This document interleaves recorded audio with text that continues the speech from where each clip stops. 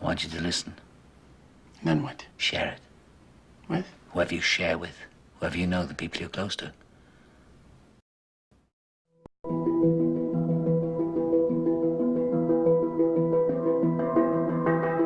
Tonight's talk is consciousness, creativity, and the brain.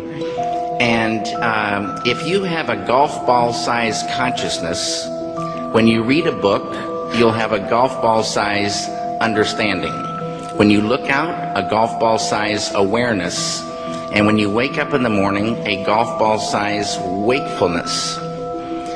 But if you could expand that consciousness, then you read the book, more understanding. You look out, more awareness.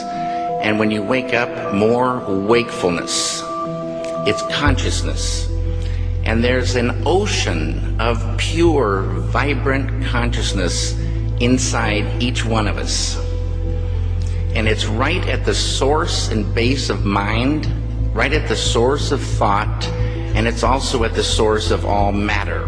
There is no matter as such. All matter originates and exists only by virtue of a force which brings the particle of an atom to vibration and holds this most minute solar system of the atom together. We must assume behind this force the existence of a conscious and intelligent mind. This mind is the matrix of all matter. Matter seems like a good place to begin. The solidity of the world seems totally indisputable.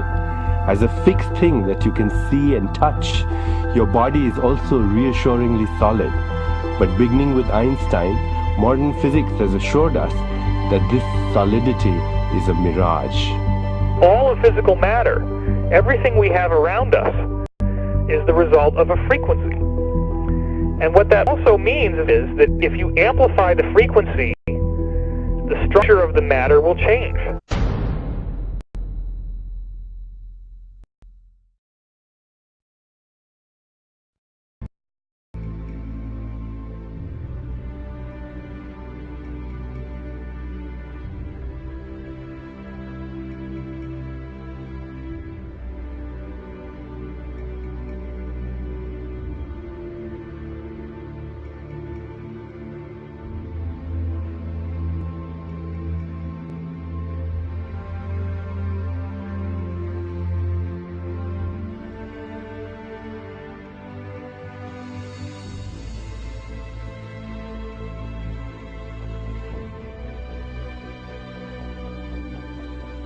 The film you're about to see has no characters, it has no people. It's a film to describe to you and explain visually the effect of cymatic frequencies on texture, structure, water, oil. You will see many things that answer many questions. You will see living forms, living amoeba, almost animal-like creatures. You will see continents being formed, the earth itself coming into existence, explosions, eruptions, atomic explosions and bombs. You can see all this and watch it before your eyes. But everything owes its existence solely and completely to sound. Sound is the factor which holds it together. Sound is the basis of form and shape. In the beginning was the Word, and the Word was God. We are told that this is how the worlds began and how creation took shape. If we put that into the modern idiom and say that into the great voids of space came a sound and matter took shape. Please watch carefully.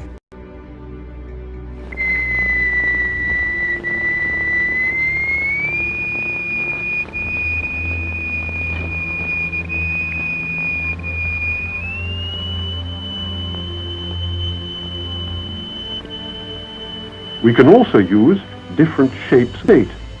Here we have a triangular plate with a crystal attached to its underside and produce a sonorous figure. We change to a higher note and see a rather more complicated figure.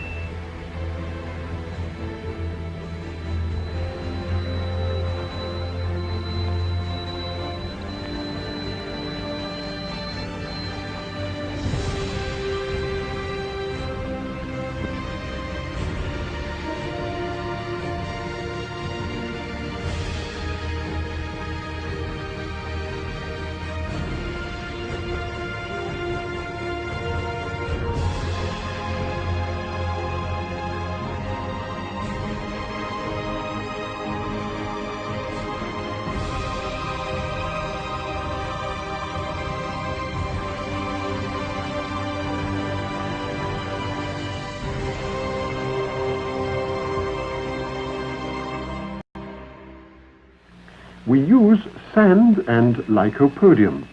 The lycopodium moves to the center of the fields and takes up circular shapes. The sand forms the lines. Each material has its own special way of behaving.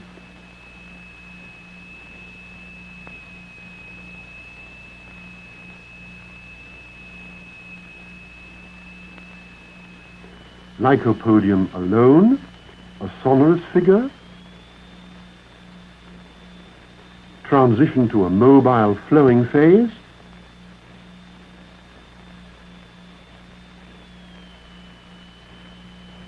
and back again to the figure.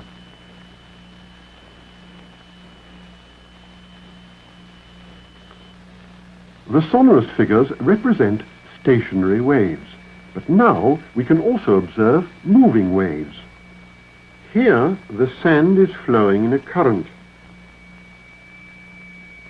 What is it that drives the rotational effect in our galaxies? What is it that drives the rotation of the planets? What is it that drives and impacts the rotation of Earth? In vibrating glycerin, we see continuous waves which form the queerest figures.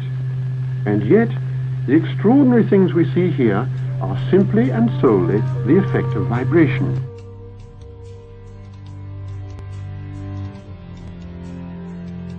Now, what we've seen up until now are single signals, single frequencies projected in the matter. And what you're seeing here now are interference patterns of two or more frequencies resulting in a pulse. The pulse of the human heart, the pulse that drives the blood through the veins in your bodies. What is your heart responding to? Where does that pulse come from?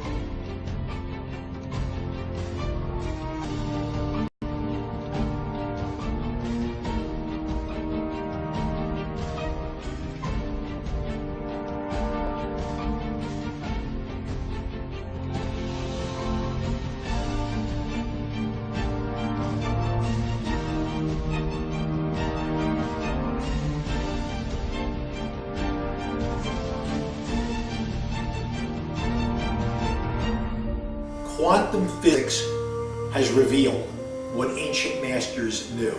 Matter does not exist. The concept of substance arose from the philosophy of Aristotle, and from that concept came science's conception of matter.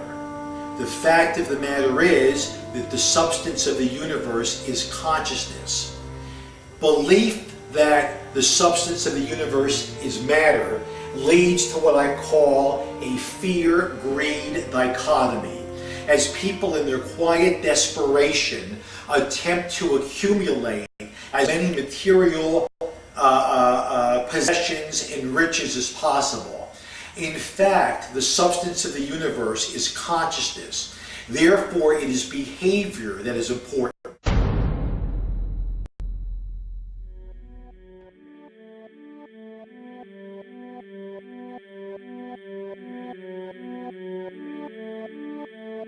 The life we perceive with our five senses is not reality. Quantum physics has shown that space and time are illusions of perception. Therefore, our bodies cannot truly be a reality if they occupy this space. Rutherford performed an experiment in Manchester that revealed to him the shape of the interior of an atom. Scientists were shocked to discover that the atom is almost entirely empty space. The question then became, how could this empty atom possibly make the solid world around us? Our true consciousness does not exist in our brains or in our bodies. But this illusion of our individual bodies, along with the misinformation of our true origins, has manifested the idea that we all think independently from one another. Within this understanding, it would seem impossible to scientifically explain telepathy, clairvoyance, spiritual mediums, and other phenomena dealing with transferring information between sources without physical means of communication. But when you understand that there is a common spiritual bond between all things in the universe, and that we are all part of one divine intelligence, no phenomena is unexplainable. The blank matter within the most basic building blocks of perceivable existence is malleable and molded by intent. This means that consciousness shapes our reality. This seems difficult to accept for most, and it is quite understandable. In modern times, we are taught from an early age how to think rationally and tangibly. This is a very left-brain method of education, and it has more harmful effects than it's given credit for. The left brain deals with logic, details, facts, patterns, practicality, science, and math,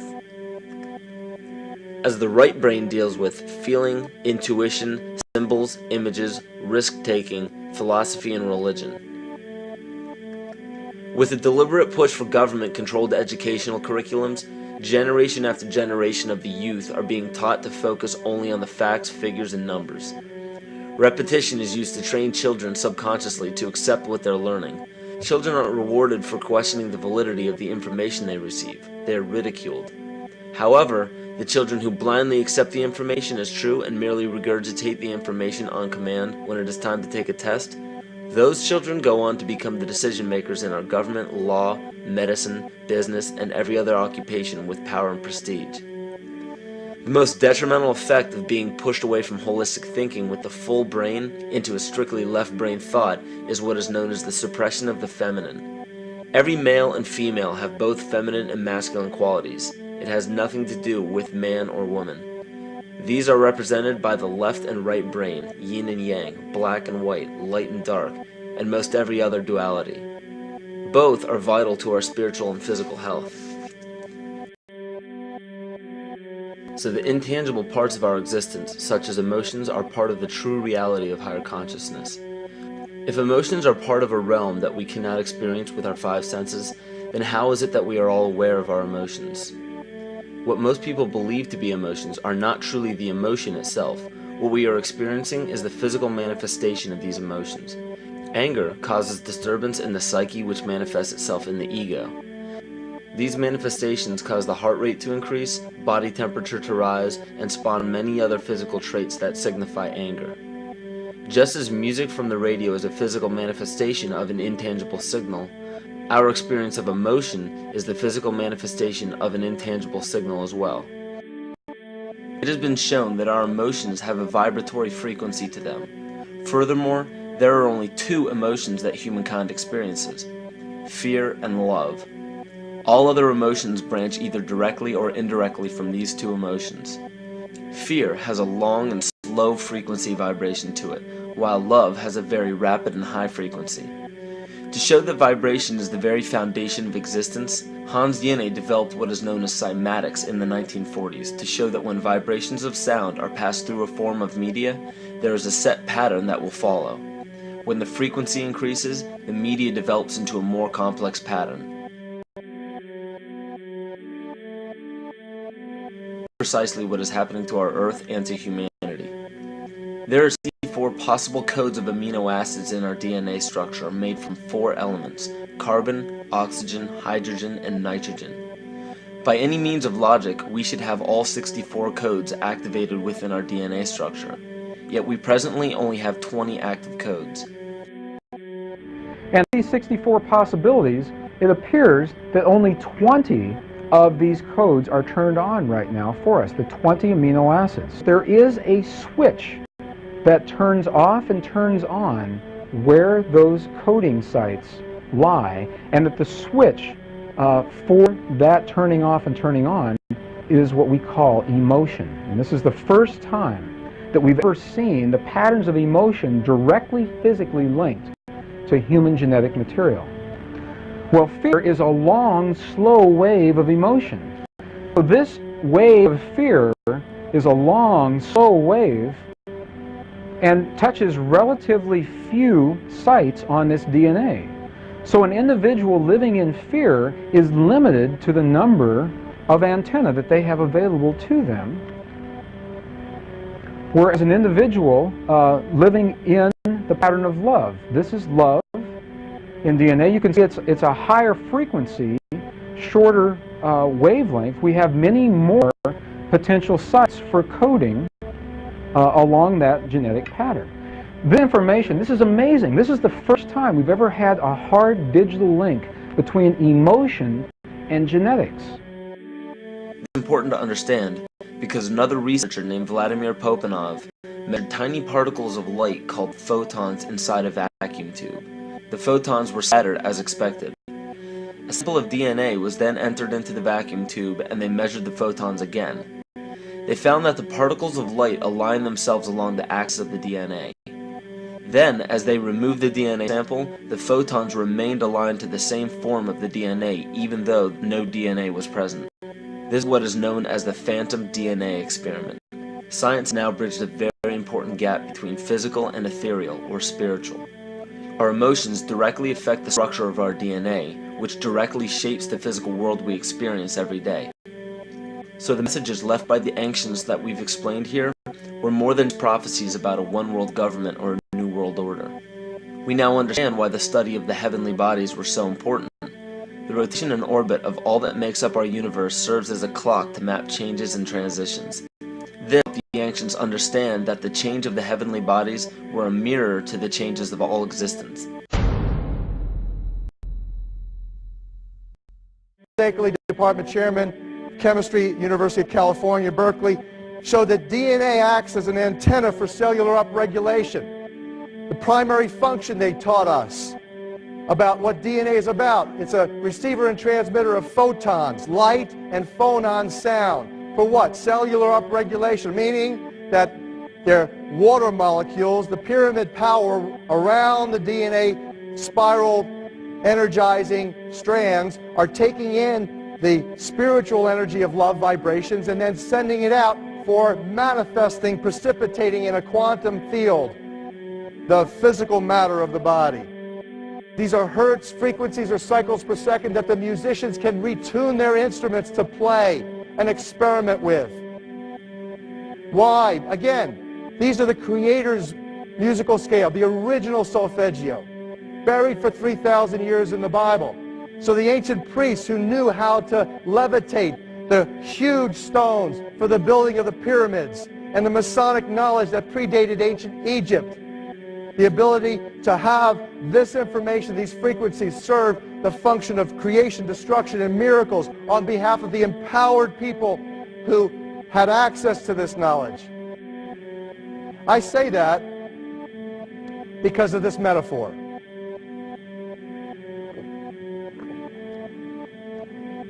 This is the difference between the power of our Creator and anything else, particularly evil. That you can go into a pitch black room full of evil, full of darkness, and light a little candle, and instantly that darkness flees. But you can't do the opposite. You can't go into a well-lit room full of truth and wisdom and righteousness and joy and health and harmony with the universal power. And you can't take any amount of darkness and go into that well-lit room and have any effect whatsoever. That is the metaphor which I frequently think of when I think that I'm not empowered. It is the greatest lesson for me, and I think for everybody else, to know that we're on the winning side and that we win in the end. As you are watching this, understand that it is not a fight to be fought. It is not a war to be waged. No gun rights have to be exercised. Not a finger has to be lifted. Most people wonder how one person can make a difference. They ask that if all this is so simple and this information is available, why hasn't someone else conquered their fears and changed the world for everyone else? This is the most difficult and beautiful conundrum to our lives. Your reality affects you and only you. Your curiosity has led you to this genre of information to serve a very specific purpose in your life.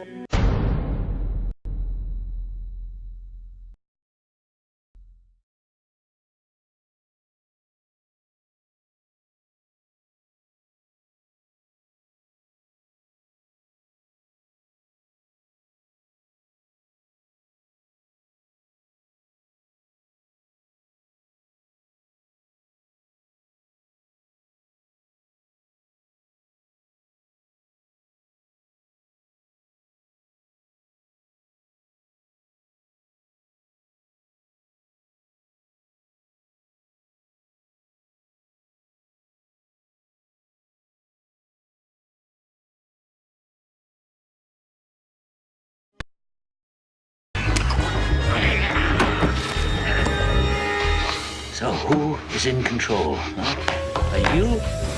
Am I? The guards outside? The warden in his office? Yeah? Who's in control? Testing, testing, testing. 1, 2, 3, 4. Dr. Ethan Powell interviewing Dr. Theo Calder. Now, this will be a very simple test. Pass or fail, life or death. You ready, Joe? Now, you write on this paper what I have taken from you. What have you lost? Write it! Write it! Wrong! You never had control. You only thought you had it. An illusion, tabby bourgeois. And what do you control? For sure, huh? The volume in your stereo, the air conditioning in your car? What else? What else? All right. Another chance. You were nervous. Too much pressure. Try again. What have you lost? What did I take? Write it. Write it!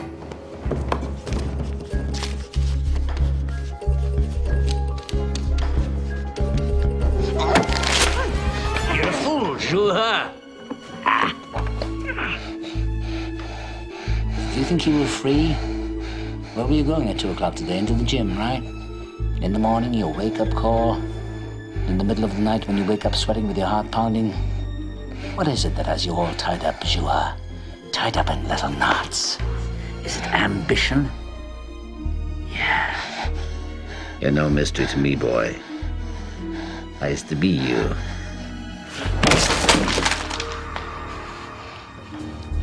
Okay. One last chance. You think I won't do it? That's one psychiatrist less to the world. I'm already deep in the pit, so what can they do to me? Last try. Get it right. What have you lost? What did I take from you? Write it.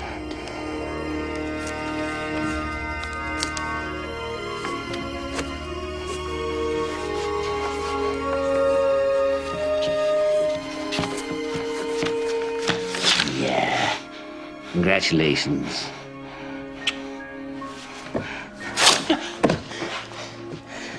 You're a student after all. And you've lost nothing but your illusions and a little bit of skin. I want to finish this. Finish what? Telling you what I know.